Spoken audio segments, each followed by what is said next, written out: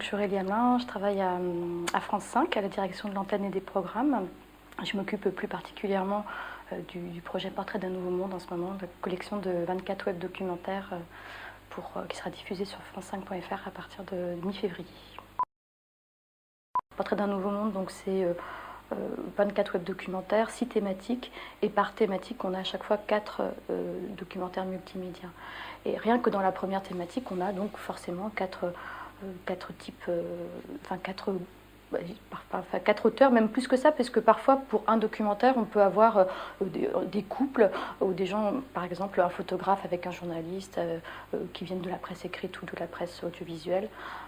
C'est pas les internautes qui vont faire les documentaires, c'est pas du tout le concept, parce qu'au contraire on est plutôt sur une collection avec un vrai point de vue d'auteur, avec justement une richesse des histoires racontées. Donc parfois les auteurs travaillent qui peuvent être de toute origine. On a des auteurs qui vont être des photographes, des journalistes presse, des journalistes audiovisuels, des réalisateurs. Mais c'est des gens qui en général travaillent depuis assez longtemps sur leur sujet, comme pour tout documentaire, qu'il soit multimédia ou non. Donc c'est pas vraiment participatif. Les programmes courts en télé peuvent vivre aussi, mais ils sont plus difficiles à identifier. Donc pour l'instant, on n'a pas une doctrine arrêtée.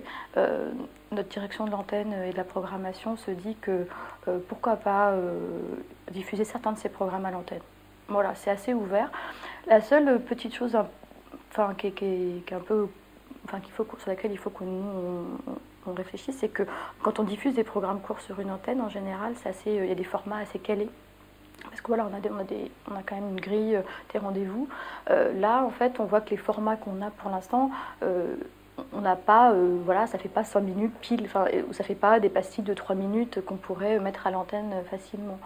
Donc pour nous, c'est un peu une question de voir comment on va les mettre à l'antenne.